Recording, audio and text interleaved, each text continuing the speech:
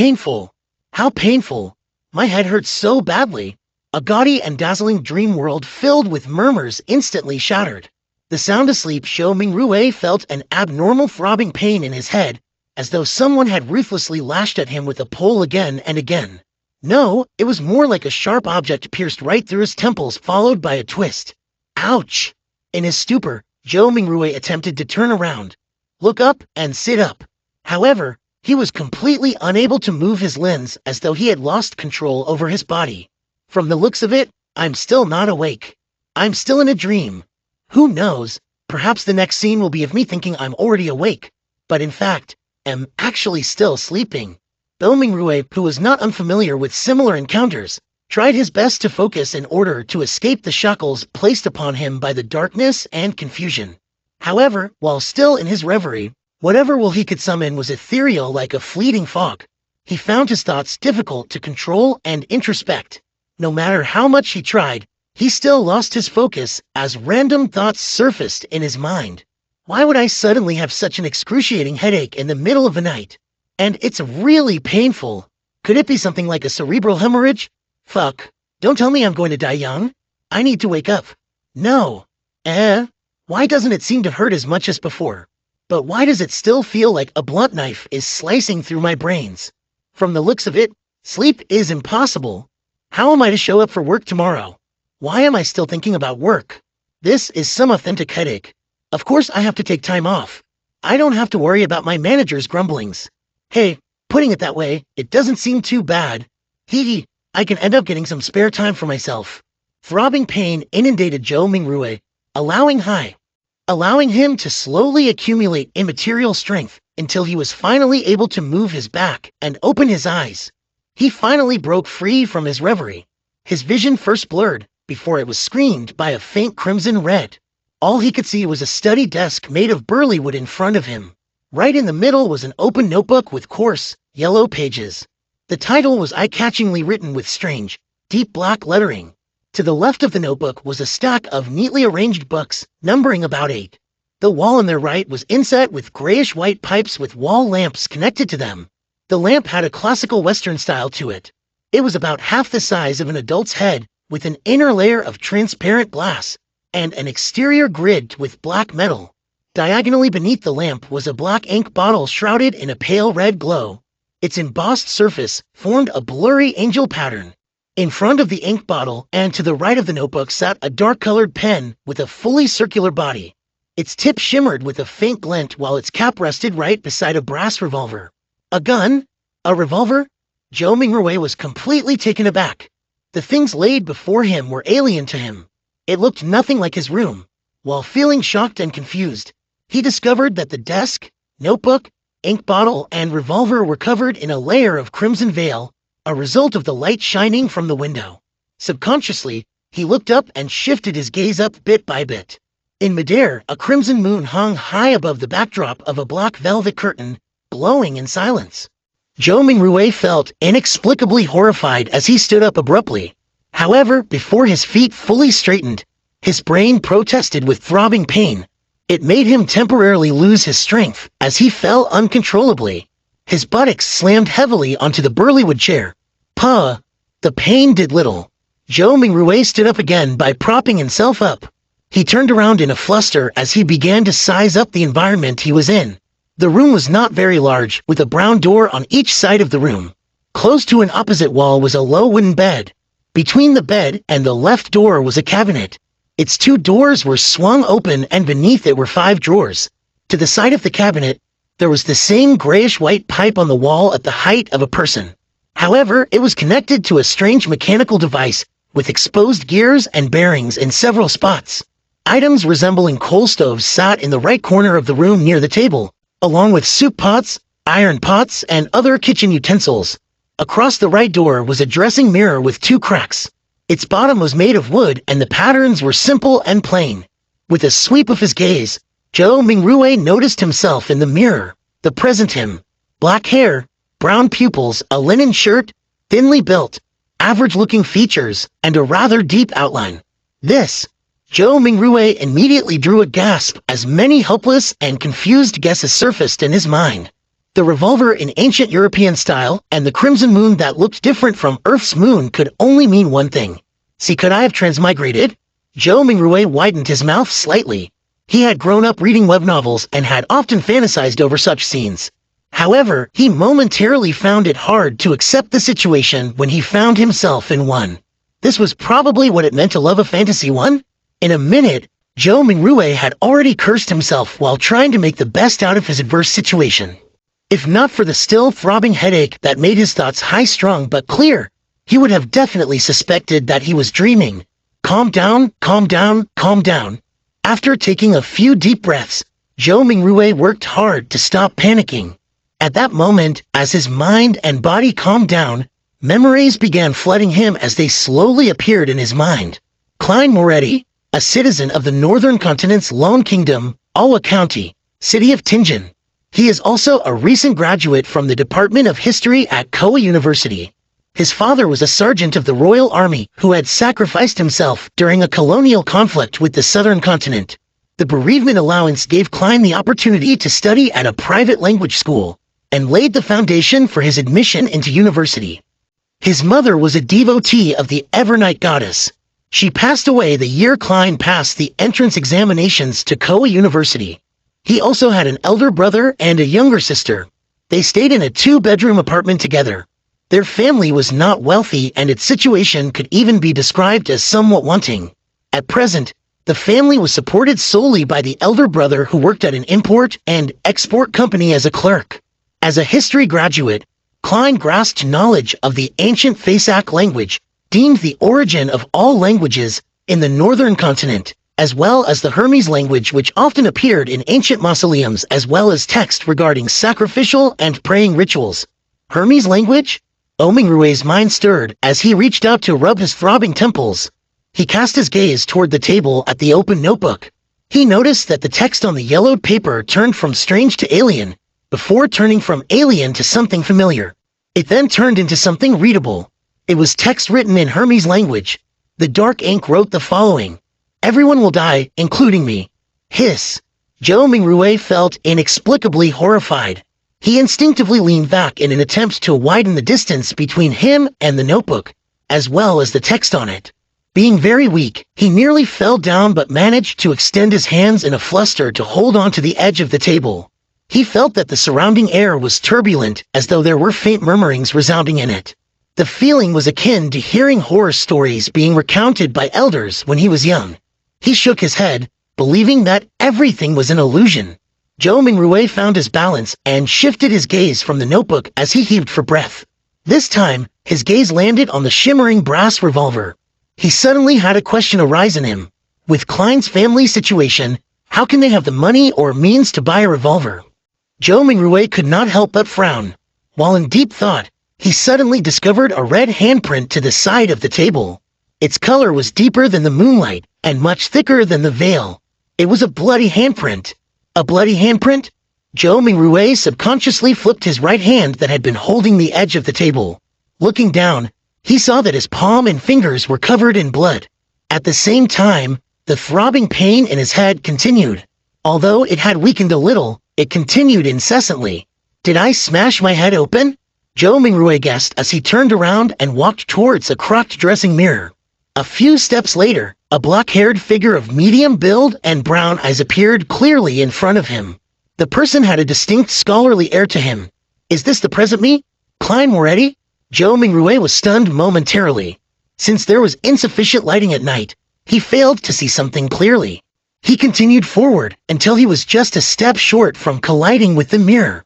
Using the crimson veil-like moonlight as illumination, he turned his head and examined the corner of his forehead. A clear reflection appeared in the mirror. His temple had a grotesque wound with burn marks along its periphery. Blood stained the wound's surroundings, and there were grayish-white brain juices squirming slowly within. Top, top, top. Zhou Mingrui reeled back in fear at the sight that greeted him. It was as though the person in the dressing mirror was not himself, but a desiccated corpse. How could a person with such grievous wounds be still alive? He turned his head in disbelief again and checked the other side. Even though he was a distance away and the lighting was poor, he could still see the penetrating wound and dark red blood stains. This, Zhou Mingrui drew a deep breath as he tried hard to calm himself. He reached out to press his left chest and sensed his racing heart that exuded immense vitality. He then touched his exposed skin. Beneath the slight coldness was flowing warmth. When he squatted down and after verifying that his knees could bend, Zhou Mingrui stood up again and calmed down. "What's happening?" he muttered with a frown. He planned to inspect his head injuries seriously once more. He took 2 steps forward and suddenly paused. The moonlight of the sanguine moon was relatively dark, so it was insufficient for his serious inspection. A memory fragment triggered as Zhou Mingrui turned his head to look at the grayish-white pipes and the metallic grid lamp on the wall right beside the study desk. This was the most common gas lamp of the times. Its flame was stable and its illumination capabilities were excellent. With Klein Moretti's family situation, even a kerosene lamp was a dream, much less a gas lamp. Using candles was most apt for their standing and stature. However, back when he burned the midnight oil 4 years ago to be admitted into Koei University, his elder brother, Benson, felt that it was an important matter which their family's future depended upon. Therefore, he insisted on creating conducive studying conditions for Klein, even if it meant taking on debt. Of course, Benson, who was literate and had worked for several years, was not a rash person who did not think of the consequences. He had quite some tricks up his sleeve. He reasoned with the landlord to raise the apartment's standards by installing gas pipes to improve the likelihood of rentals in the future. The landlord was convinced and provided the money to complete the basic modifications. Then, using the convenience of working at an import and export company, he purchased a brand new gas lamp which was nearly at cost price. In the end, all he needed was to use his savings and did not need to borrow money. After the memory fragment flashed past his mind, Zhou Mingrui came to the desk where he turned the pipe's valve and began twisting the gas lamp's switch. With a sputtering sound, a spark sounded from friction. Light did not descend upon Zhou Mingrui as he had expected. He twisted the switch a few more times, but all the gas lamp did was sputter and remain dark. Retracting his hand and pressing on his left temple, Zhou Mingrui sought for the reason by rummaging through his memory fragments. A few seconds later, he turned around and walked toward the door. He arrived at the machine installation which was similarly inset into the wall and had grayish-white pipes connected to it. This was a gas meter. After seeing the exposed gears and bearings, Zhou Mingrui took out a coin from his trousers pocket. It was dark yellow in color and had a bronze shimmer to it. The front of the coin was engraved with a portrait of a crown-wearing man, and there was a 1 on a clump of wheat on the back. Zhou Mingrui knew that this was the most basic currency of the Lone Kingdom. It was called a copper penny. 1 penny's purchasing power was roughly 3 to 4 yuan before his transmigration. Such coins had other denominations such as the 5 pence, a half pence, and a quarter pence. Despite the 3 types, the denominations were not in small enough units. In everyday life, one had to buy several different things just to spend a single coin from time to time. After flipping the coin, which was only minted and circulated after King George III ascended to the throne, a few times, Zhou Mingrui inserted it into the gas meter's thin vertical mouth. Clink! Clang! After the penny fell to the bottom of the meter, the sound of grinding gears sounded immediately, producing a short but melodious mechanical rhythm. Zhou Mingrui stared at the meter for a few seconds before returning to the burlywood desk. He then reached out to twist the gas lamp switch. After some sputtering, there was a sharp sound. A fire plume ignited and rapidly grew. Bright light first occupied the internals of the wall lamp before penetrating the transparent glass, blanketing the room with a warm glow. The darkness quickly receded as the crimson retreated out the window. Zhou Mingrui felt at ease for a baffling reason as he quickly came in front of the dressing mirror. This time, he seriously inspected his temple and did not miss a single detail. After a few rounds of inspection, he realized that apart from the original bloodstain, liquid was no longer flowing out of the grotesque wound. It appeared like it had received the best hemostasis and bandaging. As for the slowly squirming grayish-white brain and the discernible growth of flesh and blood around the wound, it meant that the wound might take 30 to 40 minutes, or maybe even 2 to 3 hours before it would only leave a light scar. The restorative effects that transmigration brings. Zhou Mingrui curled up the right corner of his mouth as he muttered silently. Following that, he let out a long sigh. Regardless, he was still alive. After settling his mind, he pulled open a drawer and took out a tiny piece of soap. He took one of the old and tattered towels hanging by the side of the cupboard and opened the door. He then walked to the public bathroom, which was shared by the tenants on the second floor. Yes, I should clean up the bloodstains on my head, or I'll keep looking like a crime scene. It's fine scaring myself, but if I were to scare my sister Melissa when she gets up early in the morning tomorrow, it would be quite problematic. The corridor outside was pitch black. Silhouettes were barely accentuated by the crimson moonlight from the window at the end of the corridor. They looked like a pair of monster eyes that silently observed the living late into the night. Zhou Mingrui lightened his footsteps as he walked towards the communal bathroom with a shuddering fear. When he entered, there was even more moonlight, allowing him to see everything clearly. Mingrui stood in front of a wash basin and turned the tap's knob. Upon hearing the gushing sound of water, he suddenly recalled his landlord, Mr. Frankie, as water was included in the rent. This short and thin gentleman who wore a top hat, a vest, and a black suit, always inspected the bathroom actively to take note of any sounds of flowing water. If the water gushed too loudly, Mr. Frankie would ignore all of his gentlemanly traits by flailing his walking stick and striking the bathroom's door, shouting things like, "Darn thief, wastage is a shameless matter. I'll remember you. If I see this happen another time, scram along with your filthy luggage, mark my words. This is the most value for money apartment in Tianjin City. You will not find a more kindly landlord anywhere else." Putting away those thoughts, Zhou Mingrui used a moist towel to clean the bloodstains from his face again and again. After checking himself using the rundown mirror in the bathroom and verifying that all that was left were a hideous wound and a pale face, did Zhou Mingrui relax.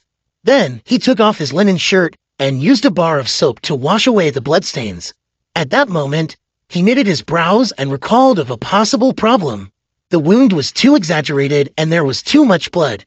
Apart from his body, his room likely still had signs of his injury.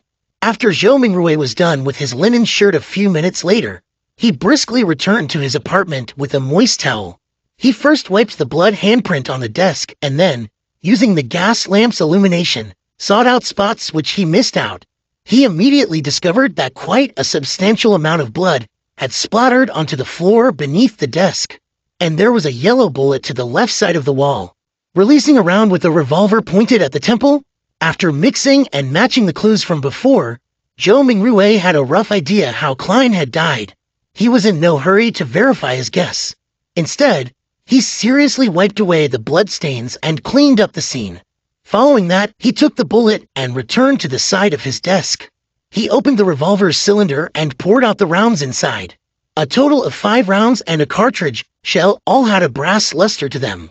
Indeed, Zhou Mingrui looked at the empty cartridge shell in front of him and stuffed the rounds back into the cylinder while nodding. He shifted his gaze to the left and it landed on the notebook's words, "Everyone will die, including me." Following that, even more questions arose in him. Where did the gun come from? Was it suicide or a faked suicide? What kind of trouble could a history graduate of humble origins get himself into? Why would such a suicide method only leave behind so little blood? Was it because I transmigrated in a timely manner and it came with healing benefits? After pondering for a moment, Zhou Mingrui changed into another linen shirt. He sat on the chair and began pondering over more important matters. Klein's experience was still not something he needed to concern himself with. The true problem was to figure out the reason for his transmigration and if he could return. His parents, relatives, best buddies, and friends. The fascinating world of the internet, and all sorts of delicious delicacies.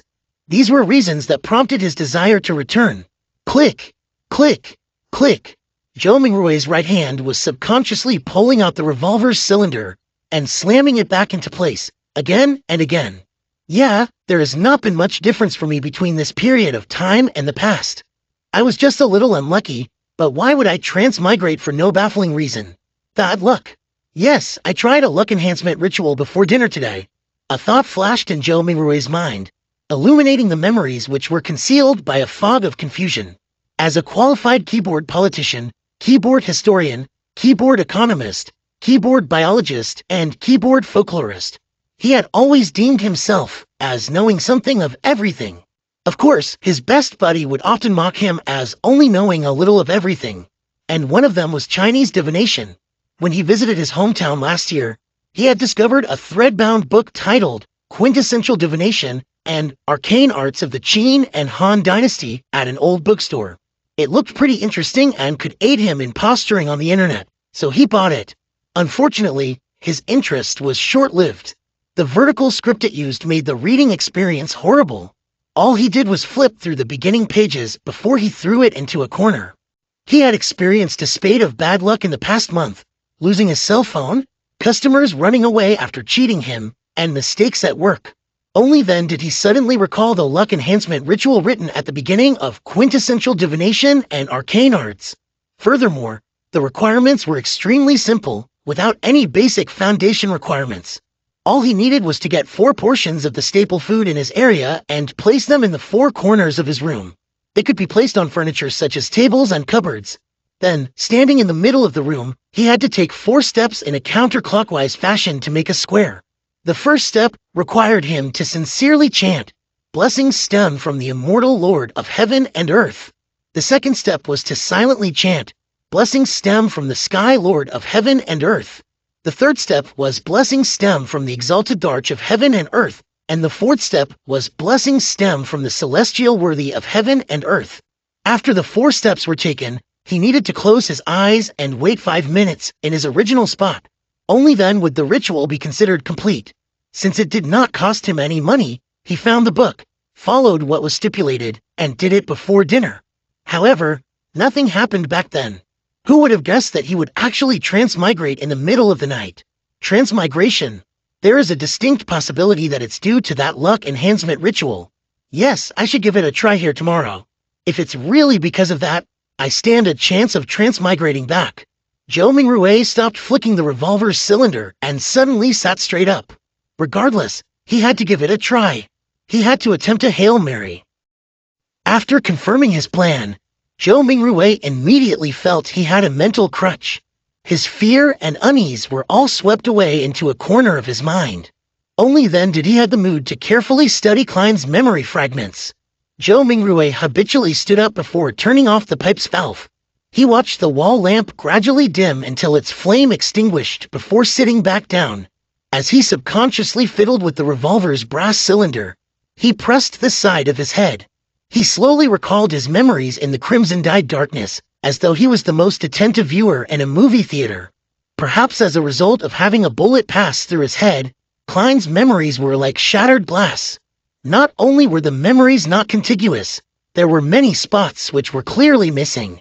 For example, memories pertaining to how the exquisite revolver appeared in his possession, whether he had committed suicide or was killed, as well as the meaning of the words, "Everyone will die, including me," on the notebook, or whether he had participated in anything odd 2 days before the incident. Not only had these particular memories become fragmented, there were also missing pieces. It was the same even for knowledge he ought to know. In light of the present situation, Zhou Mingrui believed that if Klein were to return to university, it was unlikely he could graduate. This was despite him having left campus just days ago without relaxing one bit. He needs to participate in the Tianjin University's history department interview 2 days later. The university graduates of Lone Kingdom do not have the tradition of staying at their alma mater. His mentor had given him a recommendation letter for Tianjin University and Backland University. Through the window, Zhou Mingrui silently observed the red moon setting in the west. The gradual sinking of the moon continued until faint light glowed from the east, dyeing the horizon golden. At that moment, there was a commotion inside the apartment. Soon, the sound of footsteps approached his door. "Melissa is awake. She's really as punctual as always." Zhou Mingrui smiled. Due to Klein's memories, seeing Melissa made him feel as though she was really his younger sister. "However, I do not have a younger sister." Melissa was different from Benson and Klein. Her rudimentary education was not completed at the Sunday school classes offered by the Church of the Evernight Goddess. When she reached schooling age, the Lone Kingdom had enacted the Basic Education Law. A primary and secondary education committee was established and was specially provided with funding, increasing the kingdom's investment into education. In less than 3 years, under the premise that numerous church schools would be incorporated, Many public primary schools were established to strictly maintain the principle of religious neutrality. This was to prevent education from involving itself in the conflicts between the Lord of Storms, Evernight Goddess, and the God of Steam and Machinery. Compared to Sunday school that only cost a copper penny a week, a public primary school's cost of 3 pence a week appeared rather expensive. However, the former only provided education every Sunday, whereas the latter provided 6 days of classes a week.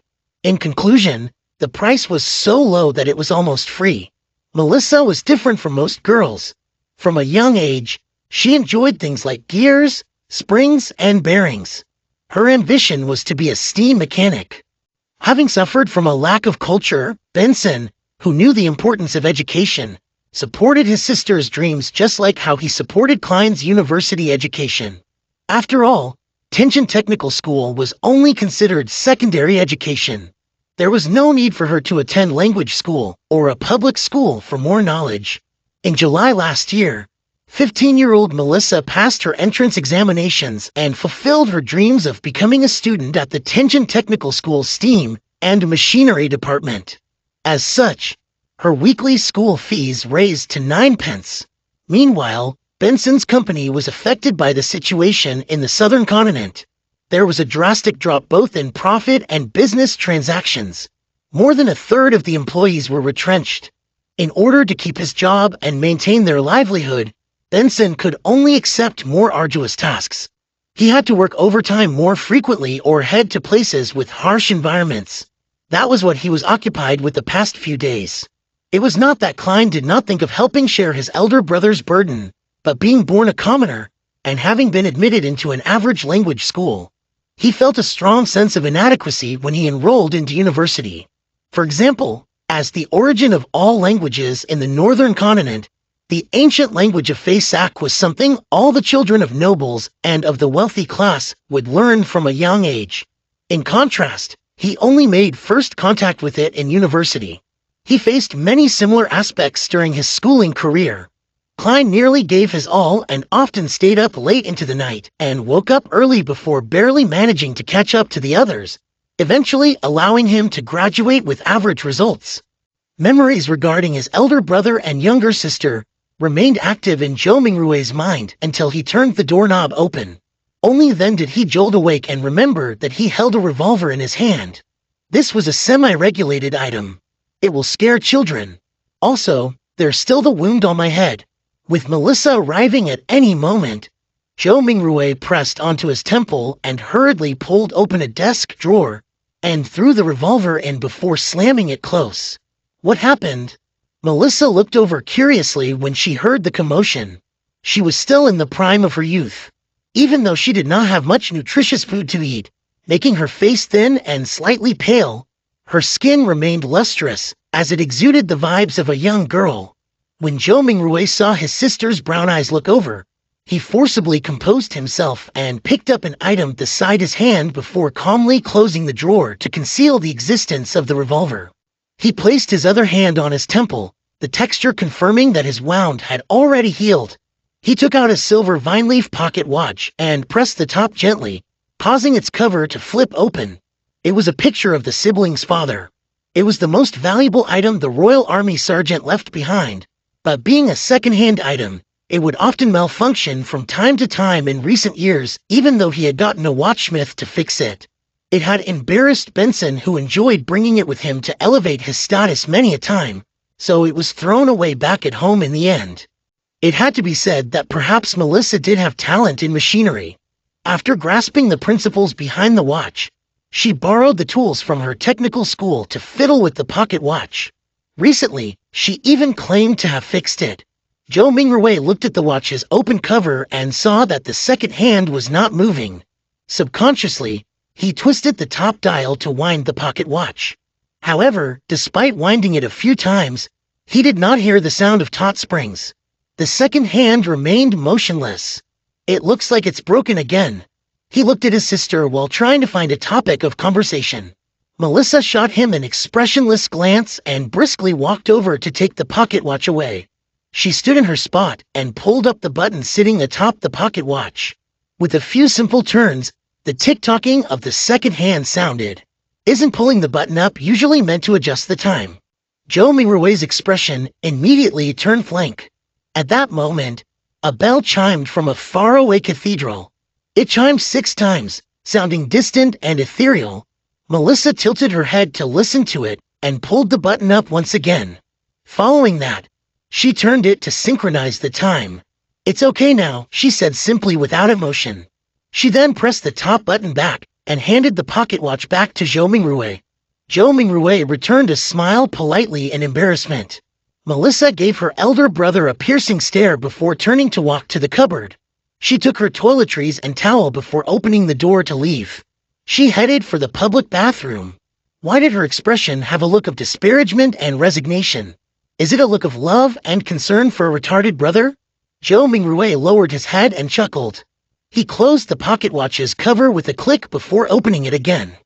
He repeated this action as his idle thoughts focused on a question.